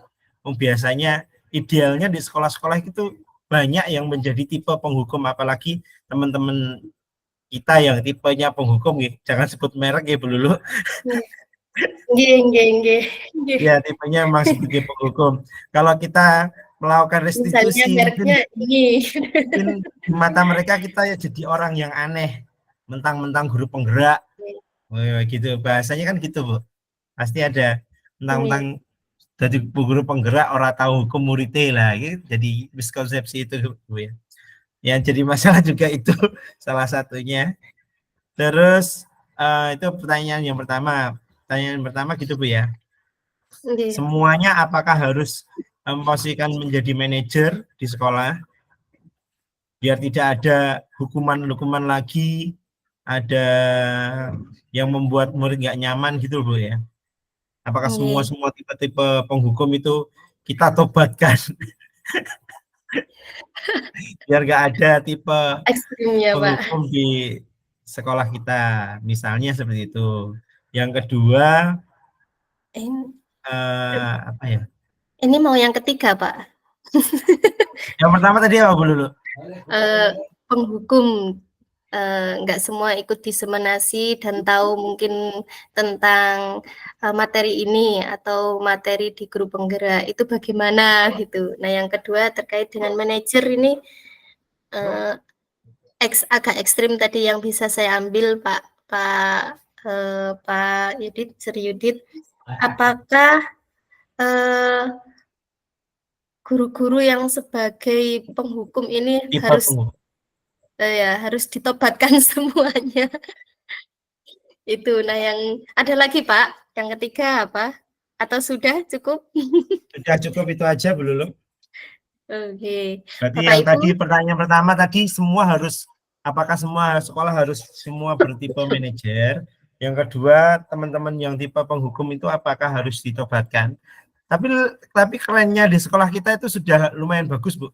Dulu kalau zaman saya itu, saya awal-awal ngajar itu kalau anak-anak berambut panjang itu di popol ya rambutnya. Tapi sekarang itu istimewa. Anak-anak itu kalau orang dulu itu kemana-mana bawa jimat, anak-anak itu kemana-mana bawa HP. HP-nya aja diambil itu mereka udah tobat ya. Ya biasanya anak-anak berambut panjang itu HP-nya diambil, ya udah saya ambil dulu, potong dulu ya.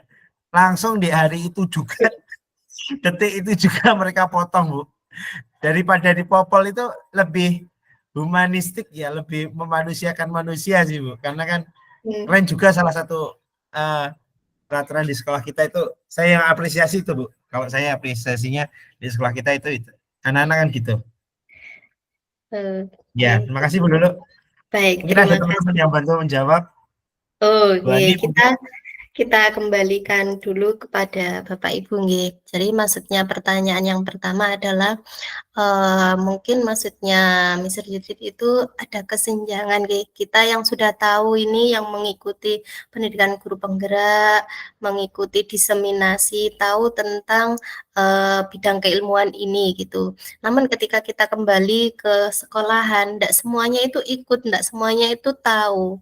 Nah, kebanyakan itu masih menerapkan posisi penghukum mungkin. Nah, ini bagaimana? Terus kalau kita mau berusaha belajar menjadi posisi manajer, akan dikatain negatif atau tidak diterima dengan baik gitu ya, Pak ya, maksudnya ya, Pak. Baik, Bapak Ibu ada yang mau membantu? Yang pertanyaan pertama untuk sharing pengalaman ya, kita sharing. Ini sebaiknya bagaimana untuk menyikapi masalah ini gitu. Oke, di sini ada Pak Sugeng. Pak Sugeng ini pemimpin pembelajaran sekaligus pemimpin lembaga belajar dari Jombang. Kemudian ada teman kita Bu Hani, Bu Ika dari Jember, Pak Zainuddin, Bu Irma, dan Bapak Ibu guru yang lainnya.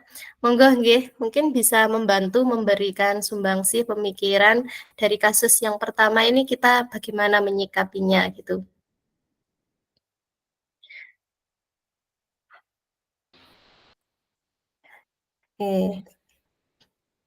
Bu Hani, Pak Nur Yasin.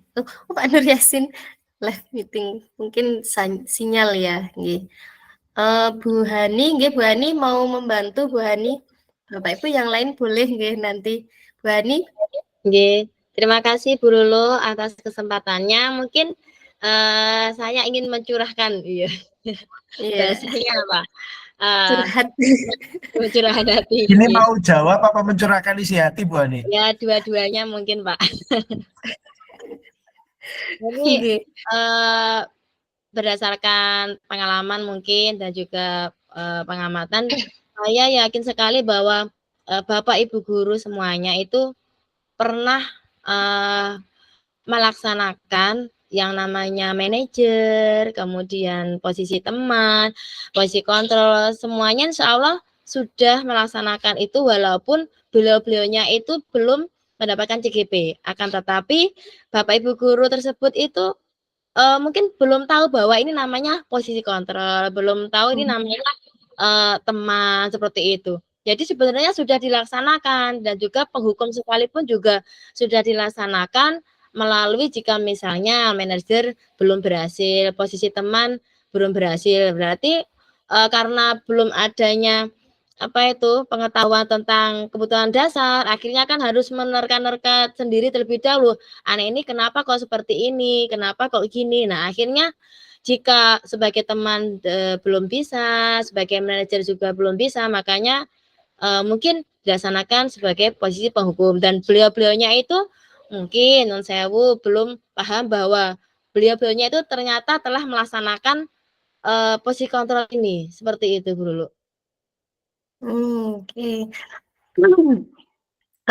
Berarti kalau saya mengambil kunci dari jawabannya Bu Hani, mungkin Bapak Ibu guru itu sudah menerapkan semuanya itu. Hanya saja mereka kan tidak mengikuti guru penggerak, pendidikan guru penggerak, tidak tahu tentang topik yang sedang hangat ini itu. Atau mungkin sudah sampai pada tahap yang terakhir yaitu sebagai manajer gitu. Nah, hebat sekali nggih. Nah, tapi tidak sadar diri. Nah, kalau sudah tahu kalau sudah tahu tentang topik yang hangat yang sedang kita bicarakan saat ini, menerapkan budaya positif, oh ternyata saya sudah sampai di sini gitu. Nah ini dari jawabannya Bu Hani. Bagaimana Mr. Yudit? Apakah sudah memberikan jawaban atau sudah menjawab apa yang menjadi unek-unek Mr. Yudit? Atau masih belum terpuaskan, Mbak? Nggih. Bapak Ibu guru yang lain boleh loh nggih. Sangat-sangat dibolehkan sekali untuk sharing nggih. Sebaiknya gimana kalau misalnya kita itu kembali ke sekolahan kemudian ada yang menerima kita itu tidak dengan positif terkait misalnya kita mau menerapkan tentang budaya positif atau posisi kontrol pada posisi manajer ini. Nah, maunya itu dihukum saja gitu. Ya, Bapak Ibu guru yang lain mungkin berkenan untuk memberikan sharingnya nggih. Ada Pak Sugeng, Bunda Bundan, Pak Zainuddin.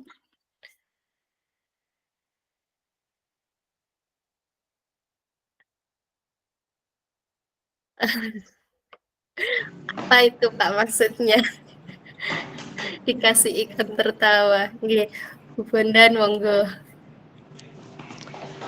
Terima kasih Bu Lulu. Mungkin sedikit ya kita banyak namanya diskusi. Kan kita namanya diskusi. Nah, kalau diskusi berarti kita belajar mencari kesepahaman dari hal-hal yang sama-sama kita pelajari.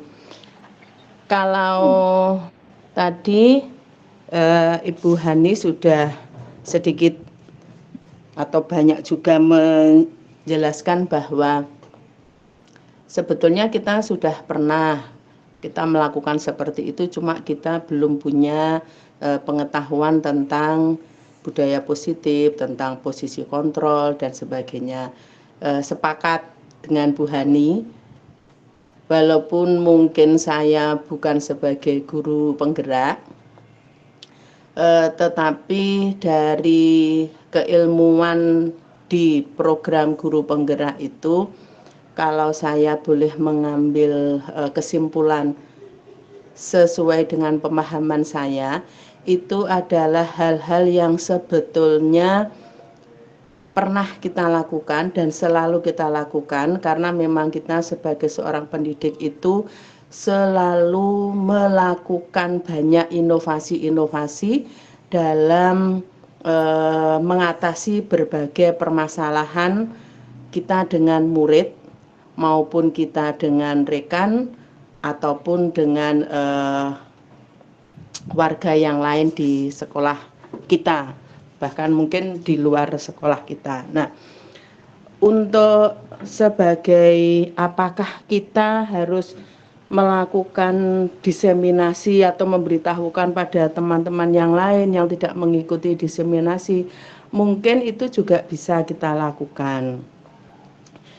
Memang bagi yang belum memahami tentang keilmuan di program guru penggerak, hal-hal yang di program guru penggerak itu sepertinya adalah sesuatu yang kok KB gak oleh, adalah sesuatu yang tingkat tinggi bahasanya. Kalau mereka nyeneni gak oleh, ngandani gak oleh, mungkin ada juga yang seperti itu. Nah, mungkin kita bisa meluruskan pemahaman beliau dengan kita tidak menyalahkan beliau, tapi menunjukkan bahwa dengan contoh ini, atau mungkin kita meminta contoh pada beliau, kita menunjukkan bahwa iki loh panjenengan sebetulnya sudah melakukan. Nah, kalau di sini namanya seperti ini.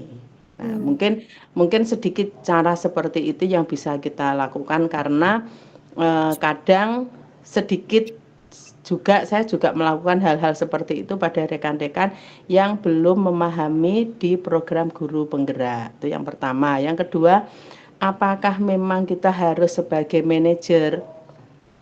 Kalau tidak salah dulu di kurikulum sebelum kurikulum 2013 itu Bapak Ibu guru sebelumnya, ketika saat itu mungkin kalau tidak salah itu saya masih GTT. Saya ingat betul teman-teman pengajar itu yang bapak-bapak itu diharapkan beliau berpakaian sebagai seorang manajer. Jadi di kelas itu juga berdasi dan sebagainya. Nah, saat itu memang sudah dicanangkan bahwa guru itu sebagai manajer. Nah, artinya manajer itu apa? Bukan hanya sebagai pemimpin, tapi kita diharapkan bisa mengelola, membimbing lingkungan kita untuk menemukan sendiri pemahaman-pemahaman yang salah. Artinya kalau kita dengan murid misalkan, kalau murid itu ada kesalahan, kita diharapkan membimbing mereka supaya mereka itu tahu bentuk kesalahannya dan apa nanti yang harus dia lakukan dengan kesalahan itu. Itu kalau berdasarkan artinya manajer nggih, inti dari posisi sebagai manajer. Nah, intinya begini, kalau menurut saya seperti tadi sepakat dengan Bu Hani, kita sebetulnya sudah melakukan ini dari dulu. Apakah kita harus membimbing murid, harus menuntun murid? Memang di dasar dari pendidikan kita, kalau saya merasakan, karena saya kan produk lama nggih. Saya produk lama, artinya dari mendapatkan pengalaman dari guru-guru saya ketika saya masih SD dulu, saya memang betul merasakan bahwa saat itu pembelajaran itu memang menumbuhkan apa yang kita punyai. Jadi kalau dikembalikan apa yang kita canangkan di program guru penggerak itu sebetulnya memang dari dulu itu sudah kita lakukan. Bapak Ibu guru itu sudah semuanya melakukan. Mungkin itu tadi seperti dikatakan Bu Hani, kita belum memahami tentang keilmuan itu. Namanya apa? Nah, sehingga mungkin kalau sekarang kita hanya lebih mengadministrasikan, hanya lebih menunjukkan bahwa ini loh penjenengan sudah berada pada posisi ini. Nah, kalau untuk apakah kita harus menghukum, memang orang dalam posisi dihukum itu sangat tidak nyaman, bahkan bisa menimbulkan dendam. Nah, sehingga kalau bisa kita tidak menghukum tapi memberikan konsekuensi. Jadi kita tidak memberikan sanksi juga, tapi konsekuensi dari hal-hal yang salah pada dia. Jadi sebetulnya bukan kok kita tidak boleh menghukum kalau saya memahami, tapi kita meminta dia untuk menyadari apa yang salah, kemudian kita tawarkan pada dia, kamu maunya seperti apa. Nah, kalau seperti ini akhirnya antara si yang melakukan kesalahan dengan kita sebagai orang yang harus membimbing anak itu sama-sama merasakan kelonggaran hati, kebesaran hati, keikhlasan, sehingga tujuan kita untuk si anak itu menyadari kesalahannya itu mungkin akan lebih dapat. Walaupun mungkin bahasa penjelasan saya itu tumpang tindih, artinya dari satu hal meloncat ke hal yang meloncat yang lain. Cuma intinya di sini, apakah memang kita harus dalam posisi manajer? Ya, kalau saya beranggapan memang harus seperti itu, karena tujuannya adalah sangat mulia untuk kita dan juga untuk anak didik kita. Apakah kita harus tidak dalam selalu posisi penghukum? Memang sebetulnya harus seperti itu. Kita memberikan konsekuensi, kita memberikan sepertinya hukuman, tapi itu bukan hukuman atau bukan sanksi berdasarkan keinginan kita, tapi kesepakatan kita dengan anak-anak supaya mereka juga menyadari kekurangannya, kesalahannya yang kita sebut sebagai konsekuensi itu tadi. Mungkin itu Bu Lulu yang sedikit bisa saya sampaikan. Mohon maaf. Oke, terima kasih banyak Bu. Jangan mohon maaf Bu. Oke, menjawab dari pertanyaan Mr. Yudit yang pertama dan yang kedua, nih langsung menjawab pertanyaan pertama dan kedua. Nih, bagaimana Mr. Yudit sudah semakin tercerahkan, harusnya itu bagaimana menyikapi masalah tersebut, clear Pak Nggih? Alhamdulillah sudah Bu. Oke, terima kasih Bapak Ibu. Yang disampaikan Ibu Bondan tadi itu dan juga yang disampaikan oleh Bu Hani, intinya adalah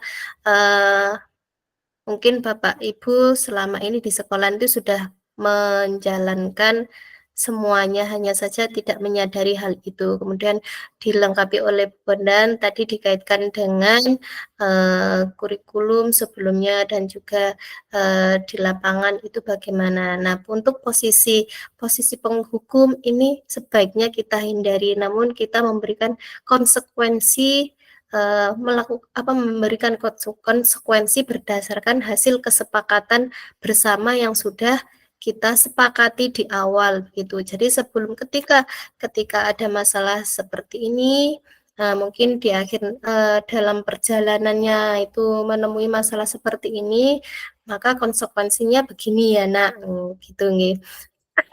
Apakah kita sebagai posisi manajer itu harus nih, sebaiknya nih harus gitu, harus nih. Itu dari yang kunci dari yang disampaikan oleh Ibu Bondan. Terima kasih banyak Ibu atas pencerahannya. Buat Bapak Ibu guru semuanya yang ada di sini, boleh nanti menyampaikan apa yang ada di chat, unek-uneknya itu disampaikan di chat nih Bapak Ibu. Nah, ini sedikit saya menyampaikan budaya positif yang sudah berjalan di SMK Pelosok Klaten. Saya sampaikan ini yang ada di SMK Negeri 1 Pelosok Klaten karena saya dari sana, ya, Bapak Ibu semuanya. dari sini, dan yang bisa saya dokumentasikan adalah kegiatan yang ada di sini. Nah, ini contohnya, yaitu tertib mengikuti upacara setiap hari Senin. Kemudian mengikuti sholat berjamaah. Gitu. Nah, kebetulan anak-anak di sekolah kami kalau misalnya sudah azan duhur atau asar gitu, itu secara alamiah mereka itu bersama Bapak Ibu guru juga menghentikan aktivitas dan berbondong-bondong untuk ke masjid gitu, sholat jamaah. Meskipun musolah kami itu tidak luas, anak-anak biasanya itu secara otomatis tidak terjadwal, itu ada di antara mereka itu yang langsung memimpin atau sebagai imam. Kalau sudah selesai sebelumnya, maka yang belum itu akan maju untuk sebagai imam, gitu. Salah satu di antaranya begitu sampai jamaahnya selesai gitu. Nah, ini menuntun sepeda di lingkungan sekolahan. Nah, ini bukan karena apa, tapi demi keselamatan bersama gitu, nggih.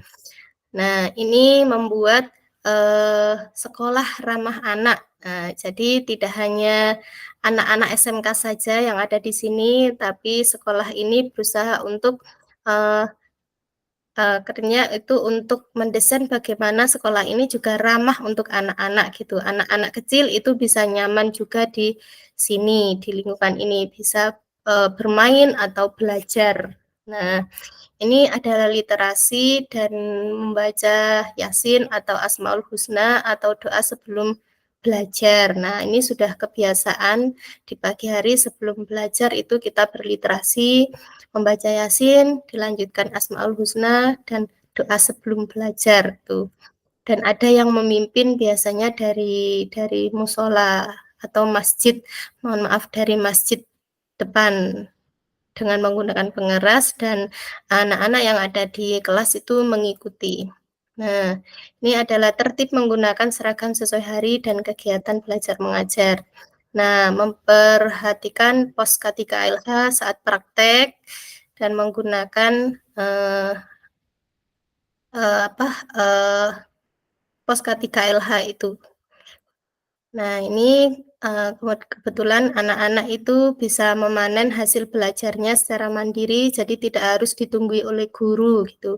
Mereka misalnya ketika ikan-ikannya itu harus panen, ya mereka sadar diri bahwasanya harus mempanen gitu. Atau telurnya sudah harus diambili, ya tanpa harus diinstruksikan oleh guru pendampingnya, itu sudah otomatis gitu. Memberi pakan dan seterusnya.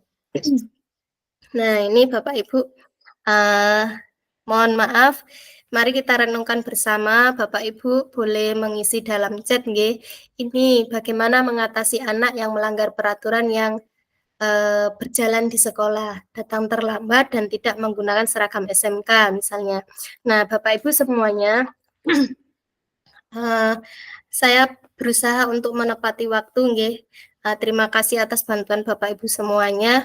Mungkin boleh satu orang untuk terkait dengan ini, itu bagaimana sih penyelesaiannya jika kita temukan, mohon maaf ini tidak bermaksud sudah disampaikan oleh Mr. Yudit, ini tidak bermaksud untuk mengekspos anak tersebut yang ada di layar panjenengan nggih Bapak Ibu, tapi untuk sebagai bahan refleksi kita bersama. Nggih, Mr. Yudit, terima kasih, yaitu melakukan segitiga restitusi.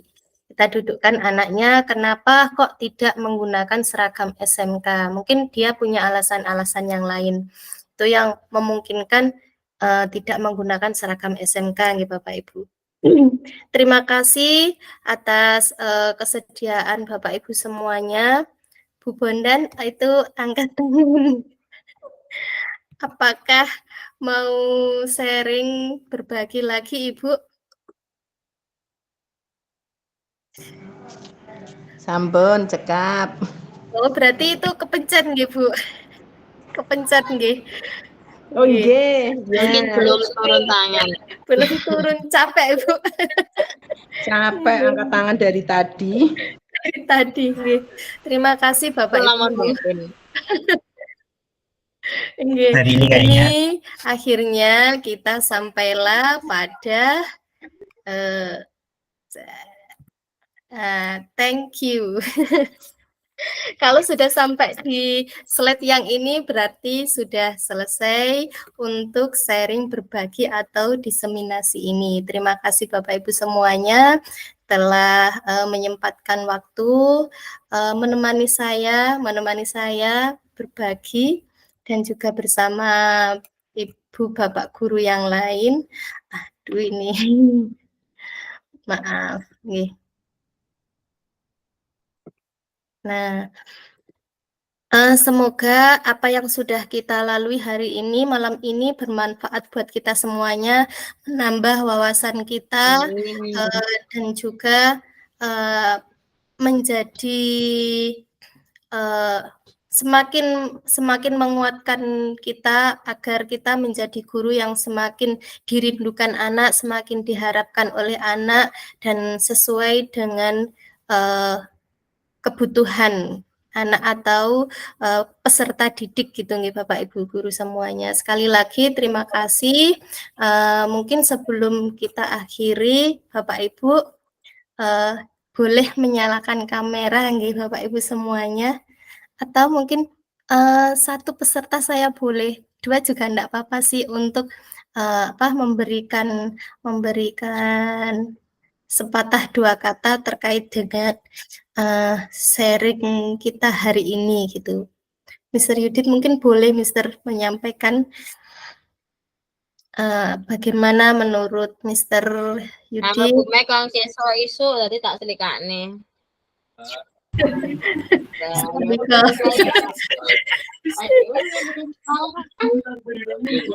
Assalamualaikum warahmatullahi wabarakatuh. Refleksi ya Bu Lulu. Tentang apa ini Bu Lulu? Tentang refleksi atau gimana? Iya, iya. Aja ngambekan lo. Assalamualaikum warahmatullahi wabarakatuh. Waalaikumsalam warahmatullahi wabarakatuh. Refleksi kegiatan hari ini sangat keren ya Bu Lulu. Saya sangat suka dengan PPT-nya itu. Itu akan jadi incaran saya ke depan PPT-nya Bu Lulu.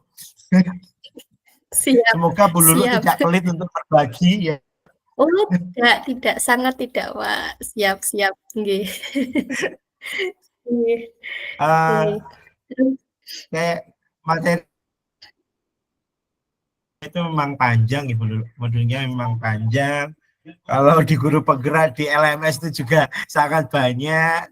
Tapi dengan penjelasan lewat kayak rukol kayak gini itu lebih memantapkan kita, apalagi untuk tipe-tipe kayak saya yang literasi kurang ya Bu Lulu. Ini sangat membantu sekali. Tipe-tipe kita yang literasi kurang itu sangat membantu sekali untuk memahami budaya positif di sekolah. Seperti yang kata-kata teman-teman, cuma ilmunya aja kita yang pegangan ilmunya atau basic dasar ilmunya aja yang kita belum tahu. Sebenarnya pasti semua guru itu mempunyai budaya positifnya masing-masing di kelas. Ya, semoga terus berjalan. Kalau belum bisa jadi policy manager, ya berjalan terus. Kata fasil saya itu memang mazhabnya guru penggerak itu memang semua guru diarahkan untuk menjadi posisi manajer. Gitu Bu, hasil saya bilang gitu sih. Ya, semoga bisa berjalan. Semuanya bisa berproses, tidak harus jadi guru penggerak untuk menerapkan budaya positif, karena kita guru digugu dan ditiru, dan paling penting kita harus menjadi positif dulu ya, menyebarkan budaya-budaya positif dalam diri kita baru ke anak-anak. Jangan memaksakan anak-anak dulu sedangkan kita budayanya masih negatif. Seperti itu Bu Lulu dari saya. Terima kasih. Assalamualaikum warahmatullahi wabarakatuh. Keren. Waalaikumsalam warahmatullahi wabarakatuh. Bunda boleh Bu semakin menghangatkan. Mau menambahkan yang lain saja. Ada Pak Sugeng, Bu Nur, Bu Irma Nur, ada Bu Yanti, Bu Adiana Ajeng, Bu Hani, mungkin Bapak Ibu guru yang lain, Ini tadi terkendala sinyal nggih keluar nggih. Pak Nanang, terima kasih Pak Nanang, Bu Ika, terima kasih semuanya nggih Bapak Ibu. Ikan gurami, ikan hiu. Bapak Ibu guru, I love you. Nggih, Bapak Ibu guru semuanya nggih, terima kasih. Nggih. Jalan-jalan, jalan harus berhati-hati. Perhatikan dengan seksama. Oke. Presentasi saya akhiri. Terima kasih Bapak Ibu yang berbahagia. Oke. Bapak Ibu, Sama-sama, Bu kita Lulu. foto bersama dulu boleh nggih untuk dinyalakan kameranya. Saya dokumentasikan Bu Hani, Pak Sugeng. Pak Sugeng, saya belum mendengar suara emasnya Pak Sugeng ini tadi. Terima kasih ya berfoto ini. Tapi suara emasnya Siap berfoto. Oh, nggih. Bu Ika boleh dinyalakan, Bu Yanti, Bun, boleh Bu. Nggih, Bu. Bu Ajeng, Pak Nanang. Terima kasih, nggih.